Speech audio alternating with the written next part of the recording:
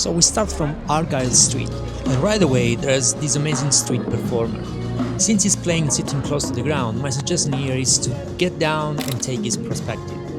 If you take the picture standing still, then the shot will lose the background of the whole street and the performer will be less relevant. Here I'm just taking some pictures to warm up and get into the mood. Here on the right there's little Argyll Street that is very interesting because you have the background of the beautiful Apple Store building.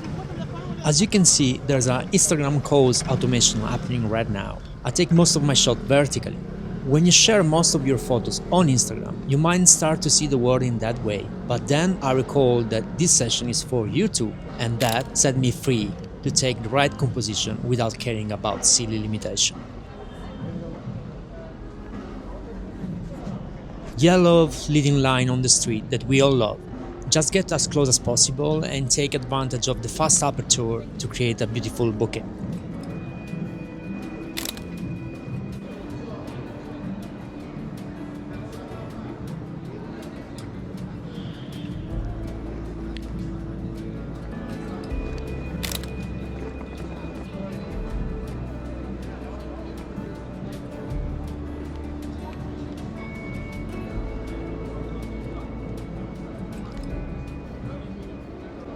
Now we are in Great Marlborough Street and I'm going to take a picture of this cab driver. Expose your camera for him who is inside the car and darker compared to the outside. But watch out, don't kill your highlights.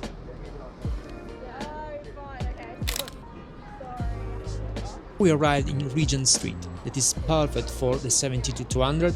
It's long, wide, with tall amazing building and full of people. Here we have Fubert's Place, where you can see Carnaby Street. Here I took some good portraits, light was really good.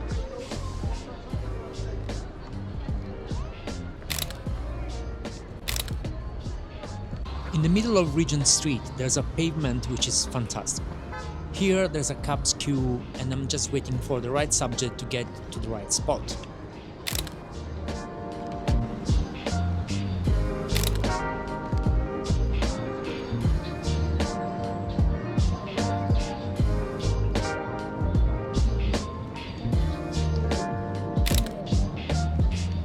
Here we have Hamleys, the most famous toy store in London since 1837. Outside there are always guys dancing and performing for the tourists. Those shots are tricky for three reasons. The subject faces are in the shadow, quite messy combination of colors, and also a lot of people walking in front of them.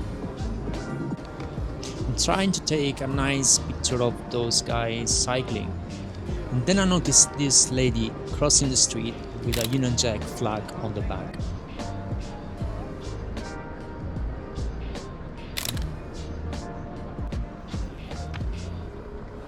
I'm taking several shots, but basically I'm waiting for them to be at the same distance as the green bike.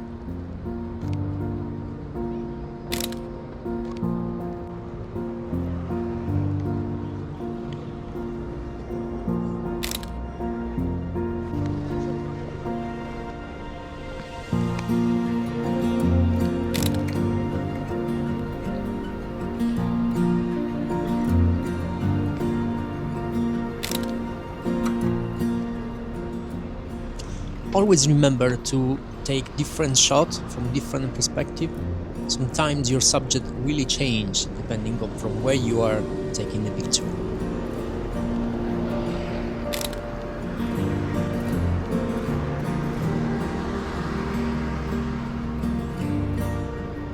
As soon as the bus passed me, I noticed that the ticket inspector was in the back, and he deserved a picture.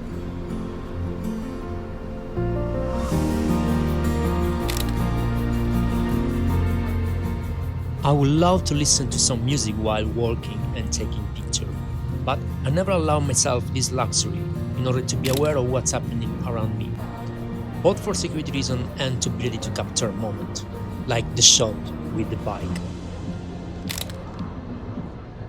We are arriving to Piccadilly Circus, very inspiring place for photography, but the telephoto lens make it a little bit challenging. I spot a good subject and I want to frame it with some obstacle. to have a more interesting composition.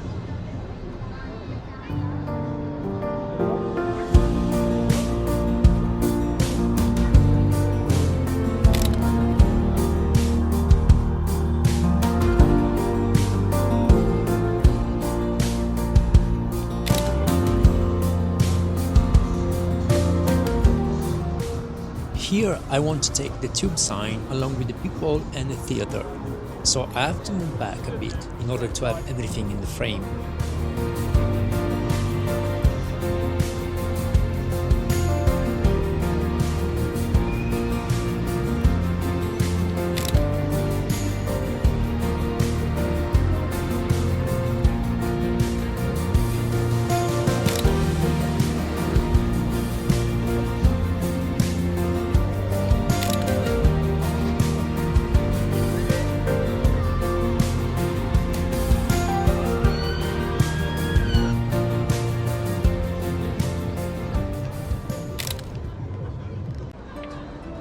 After less than 10 minutes of walking, we are now in Chinatown. It is a paradise for every street photographer.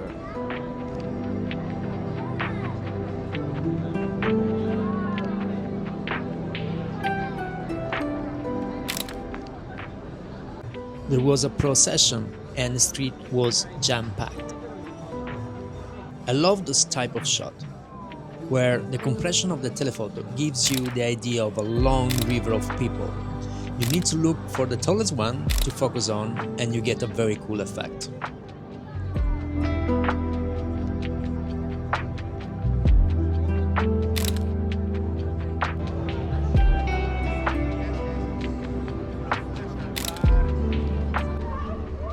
After years of street photography, you get to know the city very well and the right street where you can use the telephoto.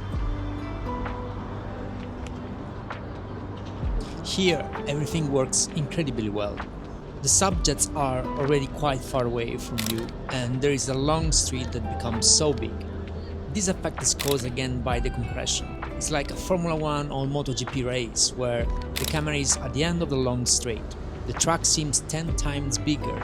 It looks like you might be able to fit 5 cars in a row. There, I love this effect.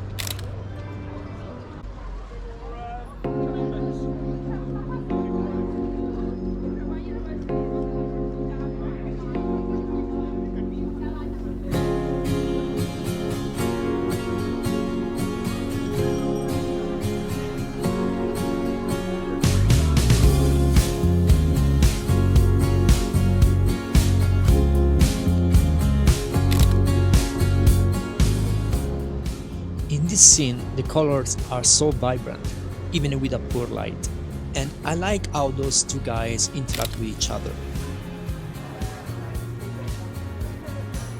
The very moment I saw those guys sitting there, I knew it would make a great photo.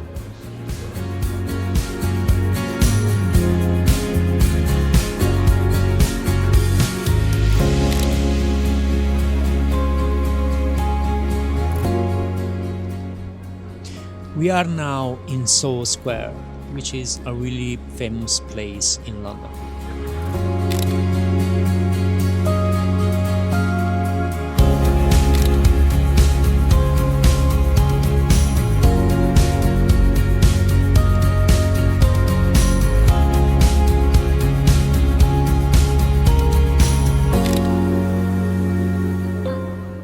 The light was still not great, just a grey sky on top of everyone.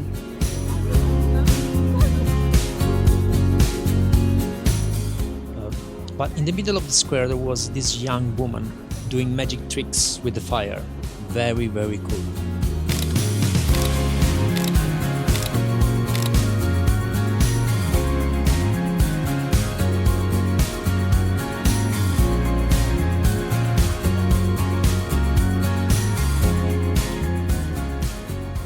Every time you see a series of objects align, well, this is an easy win for your telephoto lens.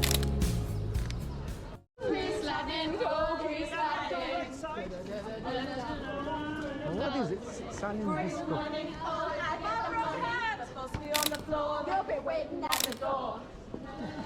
It's so fun. The last part of these 2 hours walking is in Fritzrovia, a lovely place between Oxford Street and Euston Road. I know it very well. I was chatting with another photographer and suddenly we were immersed in this stream of women singing out aloud, but with headphones where everyone can hear the same song. It's called silent disco. It's very fun and it seems very liberating.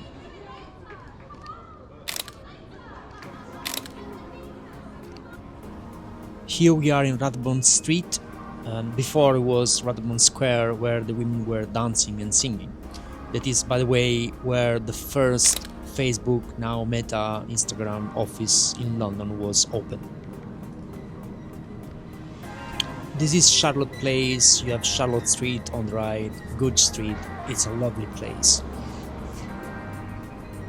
By the way, the sun is back, and that allowed me to take other 4 or 5 really good pictures before calling it a day.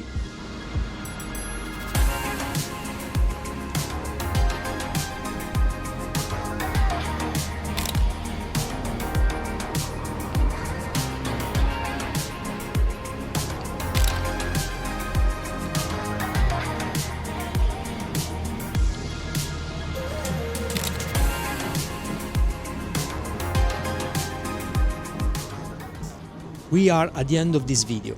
I hope you enjoyed and you got some inspiration for your street photography and for using a telephoto lens as well.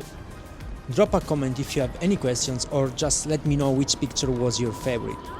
I hope to see you soon in the next one and I will take you with me in my next London photography tour.